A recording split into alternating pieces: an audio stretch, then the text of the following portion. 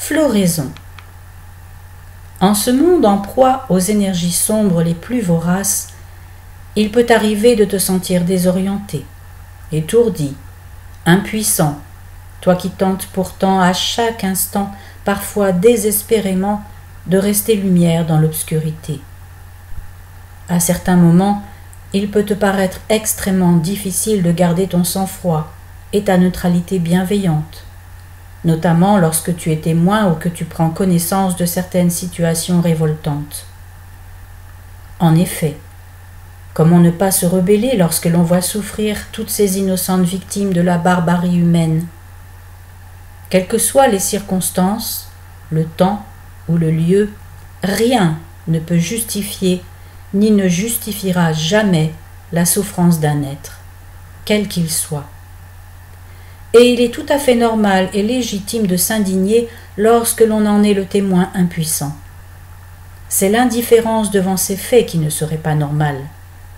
Comment, par exemple, pourrait-on regarder d'un air détaché un être humain en train d'être torturé sous ses yeux? C'est impossible, n'est-ce pas? Si toutefois l'on est soi-même un être humain véritable, véritablement doté d'un véritable cœur. Ainsi, ne peut-on rester insensible devant l'action injuste d'un peuple occupé à en exterminer un autre avec acharnement, sous n'importe quel motif, de toute façon illégitime, quand il n'hésite pas pour cela à s'en prendre à des personnes parfaitement innocentes, notamment des enfants. Toutefois, indignation ne signifie pas désir de vengeance, puis passage à l'acte pour ce faire, pas plus que prise de position pour un camp ou pour un autre, de la part des témoins non directement impliqués. Car tout être humain a les mêmes droits à la vie et au respect de son être. En cas de guerre, les victimes innocentes se trouvent des deux côtés. Aucun enfant, aucune mère, quelle que soit sa nationalité ou sa religion, n'a envie de mourir avant l'heure ou de nous souffrir atrocement sous les coups et le feu des armes. Prendre position pour un camp ou pour un autre, c'est immanquablement favoriser la perpétuation du conflit et l'aggravation des violences. Si prise de position il doit y avoir de la part de ceux et celles qui sont bien éloignés de ces souffrances, celle-ci ne peut être constituée que d'amour et de prières ferventes pour la paix. Dans l'absolu, cette réaction épidermique devrait même être automatique, telle celle d'une mère confrontée à la souffrance de son enfant.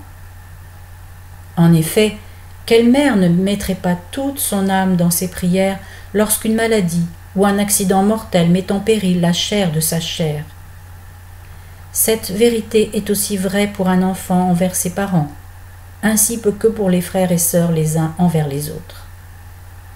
De même pour un homme ou une femme envers son compagnon ou sa compagne qu'il chérit plus que tout.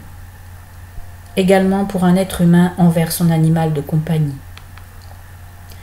Après ce coup de poignard en plein cœur à l'instant où nous avons pris conscience de son mal, la souffrance d'un être aimé résonne en nous avec une force intense et durable. Nous serions prêts à tout pour lui, afin de préserver sa vie ou de soulager ses douleurs.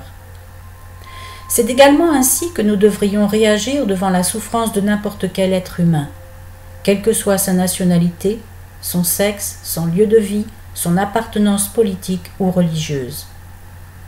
Si toutefois nous sommes conscients du fait que nous sommes tous un. Chaque fois qu'un être est en souffrance quelque part dans le monde, si nous avons activé l'énergie de notre cœur aimant, nous le ressentons au plus profond de nous. C'est comme un mal qui se propage. Il en est ainsi comme des cellules de notre système sanguin. Lorsque l'une est altérée par la maladie, elle en contamine une autre, cette autre encore une autre, et ainsi de suite. La contagion de la souffrance de ce monde est bien réelle. Elle est à prendre en compte sans tarder, car à ce jour, de très nombreuses cellules sont déjà gravement altérées. Oui, mais comment faire? Si l'on ne peut que s'indigner tout en étant dans l'impossibilité d'agir, que faire et comment? Que nous dit le divin, la source, l'univers, et ceci depuis la nuit des temps? Que ce monde a été créé par l'amour, dans l'amour et pour l'amour. En effet, ce sentiment, capital à nos yeux, est en même temps l'énergie toute puissante qui préside à tout, de l'apparition d'un brin d'herbe, l'éclosion d'une fleur ou la naissance d'un embryon dans le ventre d'une femme, jusqu'à l'expansion de l'univers. Il nous dit également que rien n'est plus important que l'amour. Il nous affirme et nous rappelle en chaque élément de la création que l'amour transcende le temps et l'espace. Il nous révèle qu'à la fin de toute chose, ce qui reste et restera de ce monde de souffrance, c'est l'amour, rien que l'amour.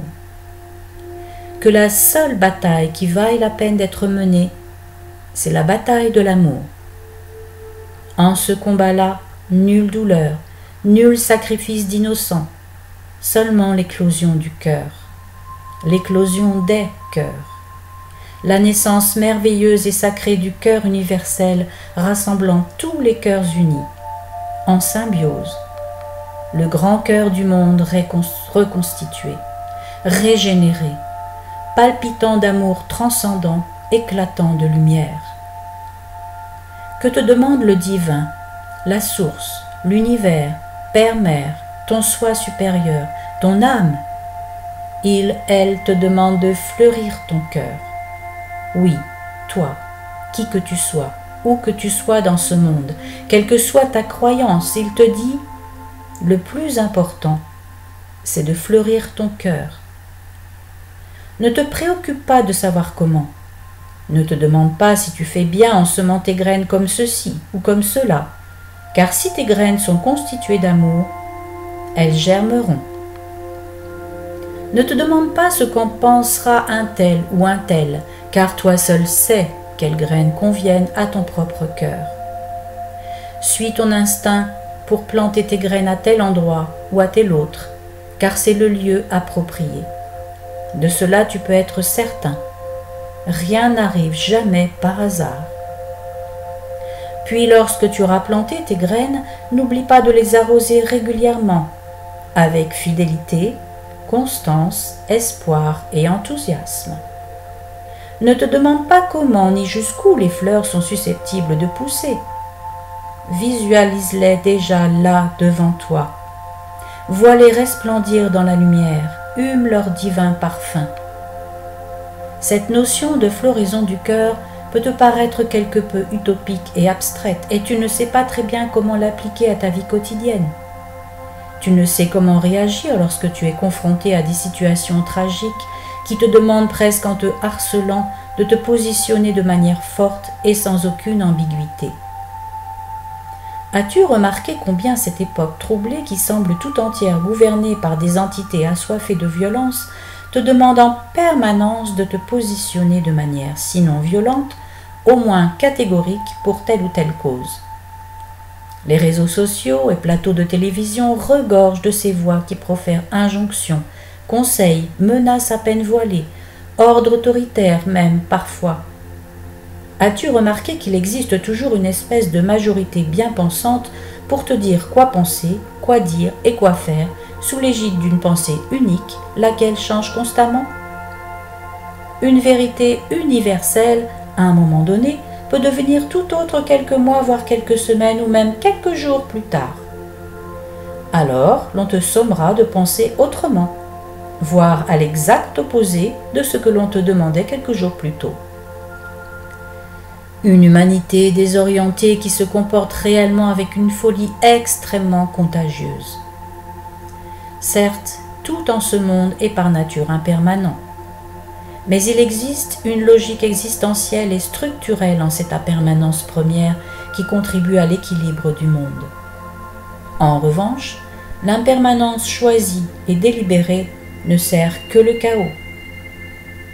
Bien malin dans ces conditions qui peut démêler le vrai du faux.